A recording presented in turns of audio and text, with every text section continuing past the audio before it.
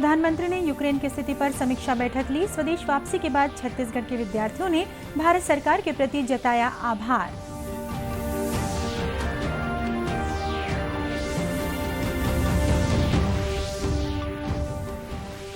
राज्य में आज से मनाया जा रहा है शिशु संरक्षण माह। 26 लाख से अधिक बच्चों को विटामिन ए की खुराक देने का लक्ष्य।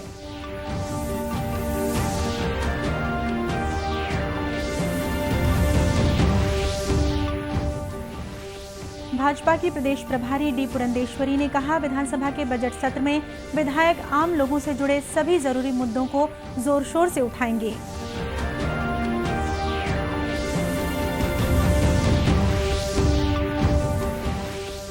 और राष्ट्रीय सुरक्षा दिवस के मौके पर भिलाई में सशस्त्र सीमा बल के जवानों ने किया वृक्षारोपण।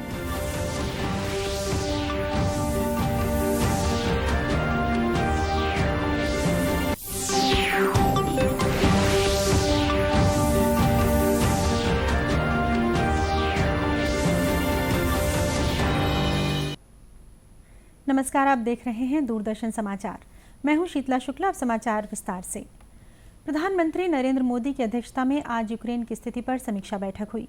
बैठक में केंद्रीय मंत्री डॉक्टर एस जयशंकर, पीयूष गोयल, राष्ट्रीय सुरक्षा सलाहकार अजीत डोभाल, विदेश सचिव हर्षवर्धन श्रृंगला और अन्य वरिष्ठ अधिकारी भी शामिल हुए। प्रधानमंत्री ने 2 दिन पहले भी इस मुद्दे पर बैठक की थी। श्री मोदी यूक्रेन संकट पर लगातार उच्च स्तरीय बैठकें कर रहे हैं। इस बीच रूसी सेना दक्षिण यूक्रेन में अपनी पकड़ मजबूत करती जा रही है। बमबारी बढ़ने से मानवीय संकट और गहरा गया है। यूक्रेन के जापोरिशिया परमाणु संयंत्र के बाहर एक प्रशिक्षण केंद्र में बमबारी के कारण आग लगने की खबर है। संयंत्र के एक प्रवक्ता ने बताया कि रेडिएशन स्तर में कोई बदलाव नहीं हुआ है। यूक्रेन के अधिकारियों ने कहा कि परमाणु संयंत्र सुरक्षित है और इसे कोई नुकसान नहीं पहुंचा है। वहीं ऑपरेशन गंगा के तहत विशेष यात्री विमानों से भारतीय विद्यार्थियों को स्वदेश लाया जा रहा है। भारतीय वायुसेना ने बताया कि C-17 ग्लोब मास्टर ने अब तक 7 उड़ानें संचालित की हैं और इनसे 1428 भारतीयों को लाया गया है। इनसे 9 टन 70 क्विंटल राहत सामग्री भी पहुंचाई गई है। यूक्रेन से अब तक छत्तीसगढ़ के 69 विद्यार्थियों की वापसी हो चुकी है। कल राज्य के 30 विद्यार्थी नई दिल्ली लौटे, जहां से उन्हें रायपुर भेजा गया।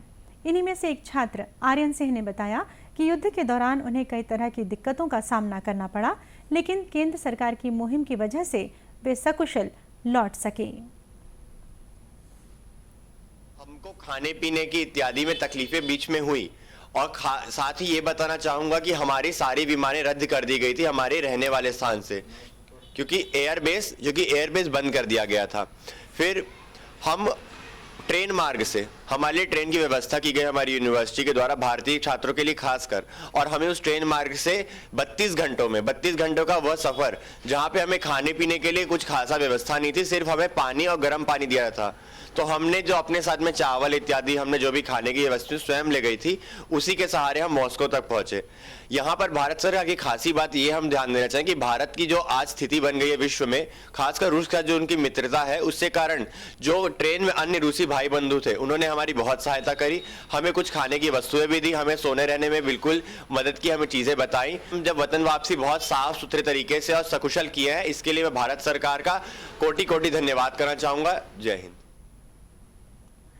नई दिल्ली के छत्तीसगढ़ भवन में यूक्रेन से लौटने वाले राज्य के विद्यार्थियों के लिए सहायता केंद्र स्थापित किया गया है। राज्य में आज से शिशु संरक्षण माह मनाया जा रहा है। आगामी 9 अप्रैल तक चलने वाले इस महीने के दौरान 9 माह से 5 वर्ष तक के 26,41,000 बच्चों को विटामिन ए की खुराक दी जाएगी। साथ ही प्रदेश भर के 6 माह से 5 वर्ष तक के 28,34,000 बच्चों को आयरन और फॉलिक एसिड सिरप भी वितरित की जाएगी।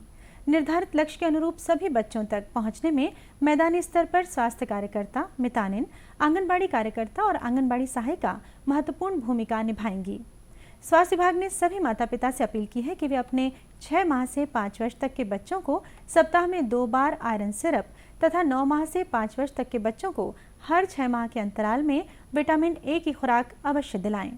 शिशु संरक्षण माह के दौरान गरियाबंद में 59,781 बच्चों को विटामिन ए की खुराक दी जाएगी। गरियाबंद में जिला पंचायत की मुख्य कार्यपालन अधिकारी रोक्तिमा यादव तथा मुख्य चिकित्सा और स्वास्थ्य अधिकारी डॉक्टर एन नवरत्न ने इस कार्यक्रम का शुभारंभ किया। इस मौके पर सड़क परसुली गांव के 3 साल के निखिल साहू को जिले में सबसे पहले विटामिन ए तथा IFA की दवा पिलाई गई।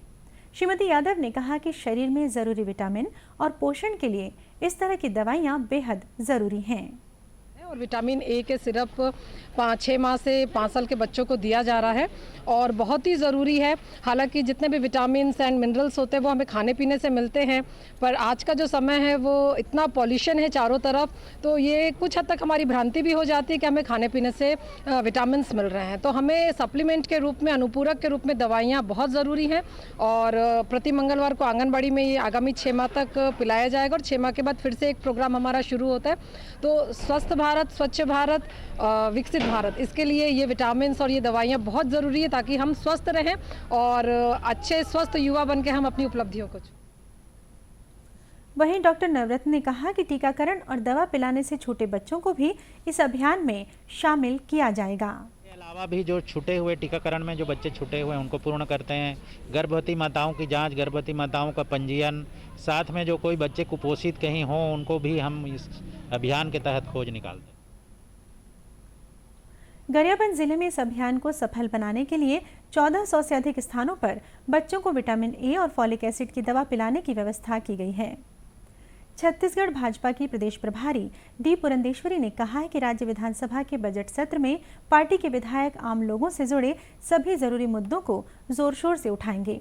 श्रीमती पुरंदेश्वरी आज 2 दिवसीय प्रवास पर रायपुर पहुंची, जहां पत्रकारों से चर्चा करते हुए उन्होंने कहा कि भाजपा विधायक विधानसभा के सत्र में मुद्दों को उठाने के लिए पूरी तरह से सक्षम हैं।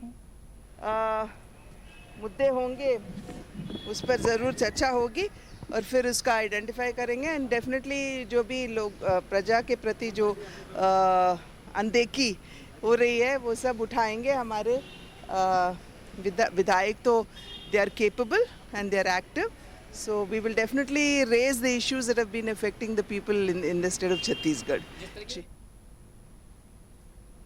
एक अन्य सवाल के जवाब में उन्होंने कहा कि राज्य में जिस तरह से पत्रकारों पर हमले हो रहे हैं उसको लेकर भारतीय जनता पार्टी पूरी तरह से गंभीर है। डी पुरंदेश्वरी आज बोरियाकला स्थित भाजपा कार्यालय में महामंत्रियों की बैठक में शामिल हो रही हैं। समाचारों का सिलसिला आगे भी जारी रहेगा। फिलहाल लेते हैं एक छोटा सा ब्रेक।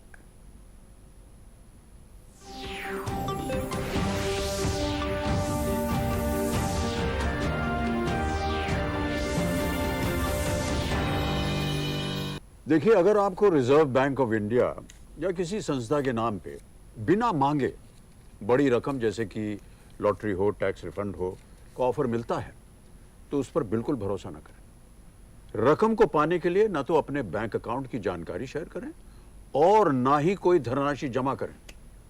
ऐसे जितने भी मैसेजेस हैं उनको आप बिल्कुल अनदेखा कर दीजिए, क्योंकि RBI कहता है जानकार बनिए, सतर्क रहिए।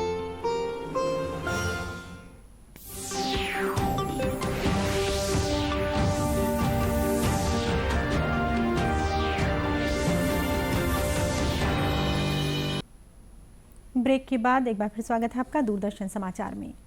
आज राष्ट्रीय सुरक्षा दिवस है। इस साल राष्ट्रीय सुरक्षा दिवस की थीम है सुरक्षा संस्कृति के विकास हेतु युवाओं को प्रोत्साहित करें। इस मौके पर आयोजित राष्ट्रीय सुरक्षा सप्ताह के दौरान छत्तीसगढ़ सहित देश भर में सुरक्षा बलों के महत्व को रेखांकित करने के लिए विभिन्न गतिविधियां आयोजित की जाएंगी।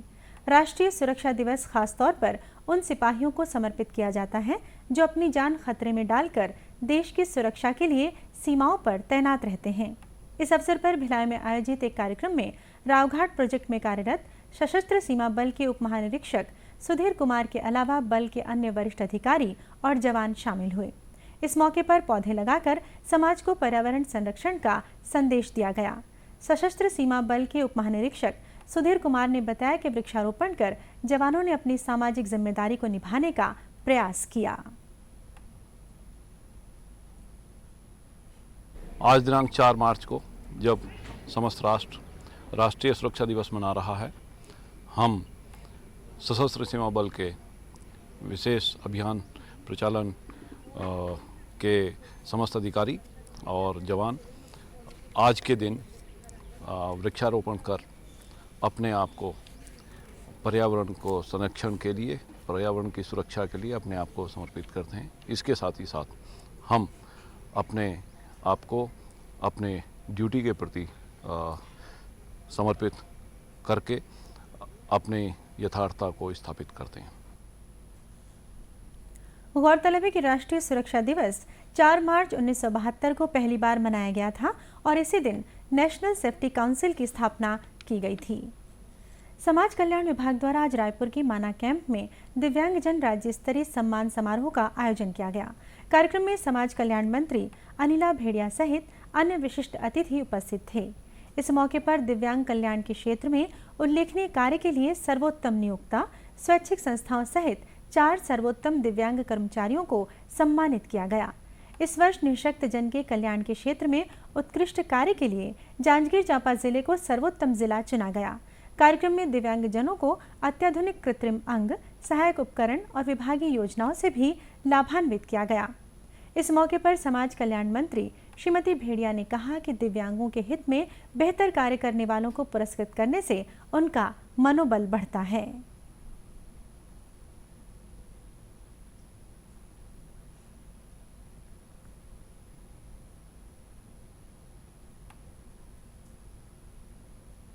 आज दिव्यांगों के उत्कर्ष, उनके अच्छे काम के लिए राज्य स्तरीय हम लोगों ने पूरा शासन की ओर से पुरस्कार दिया जाता है। और जो उत्कृष्ट काम कर रहे हैं क्षेत्र में, चाहे जिला हो, चाहे संस्था हो, चाहे व्यक्तिगत हो, चाहे यहाँ पे समाज सेवा के क्षेत्र में हो, कोई भी संस्था ऐसे हो जो हमारे कुछ नियम है, उस नियमों के अनुसार अगर वो अच्छे काम कर रहे हैं तो उन लोगों को राज्य की तरफ से पुरस्कृत किया जाता है ताकि आगे चल के वो और अच्छा काम करे। इस कार्यक्रम में दृष्टिबाधित दिव्यांगजनों के कल्याण के लिए काम करने वाली संस्थाओं और नियोक्ताओं को भी सम्मानित किया गया। दुर्ग धमधा रोड पर बीती देर रात हुई एक सड़क दुर्घटना में 4 लोगों की मौत हो गई। मिली जानकारी के अनुसार ट्रक और बाइक के बीच आपस में भिड़ंत हो गई। ये भिड़ंत इतनी जबरदस्त थी कि बाइक सवार और ट्रक दोनों ही फ्लाईओवर से नीचे गिर गए। ट्रक करीबन 15 से 20 मीटर तक रेलिंग तोड़ते हुए ओवरब्रिज के नीचे खड़े पिकअप वाहन के ऊपर जा गिरा। घटना में मोटरसाइकिल सवार 3 युवकों की घटनास्थल पर ही मौत हो गई थी। दुर्ग के सीएसपी जितेंद्र यादव ने इस घटना के बारे में बताया। ये करीबन 12 से 12:30 रात की घटना है, कल रात की घटना है, जो कि मोहन नगर में ग्रीन चौक के पास ओवरब्रिज है, राजीव गांधी ओवरब्रिज, जिसमें एक घटना घटी है। धमधा की तरफ से आते हुए एक ट्रक ने 3 लोग बाइक में थे सवार, उन पर एक्सीडेंट हुआ है और मौके पर ही 4 की मौत हो गई। मुख्यमंत्री भूपेश बघेल ने इस सड़क हादसे पर मृतकों के प्रति दुख और उनके परिवारजनों के प्रति संवेदना जताई है। अंत में मुख्य समाचार एक बार फिर। प्रधानमंत्री ने यूक्रेन की स्थिति पर समीक्षा बैठक ली। स्वदेश वापसी के बाद छत्तीसगढ़ के विद्यार्थियों ने भारत सरकार के प्रति जताया आभार।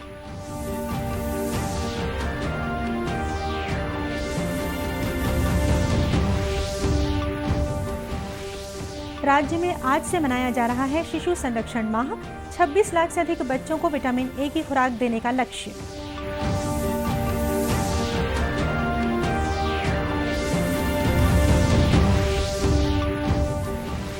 भाजपा की प्रदेश प्रभारी डी पुरंदेश्वरी ने कहा कि विधानसभा के बजट सत्र में विधायक आम लोगों से जुड़े सभी जरूरी मुद्दों को जोर शोर से उठाएंगे।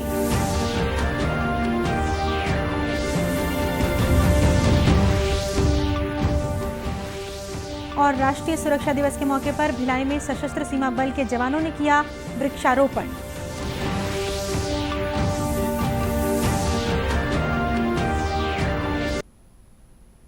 इसी के साथ ये समाचार बुलेटिन ही समाप्त हुआ। नमस्कार।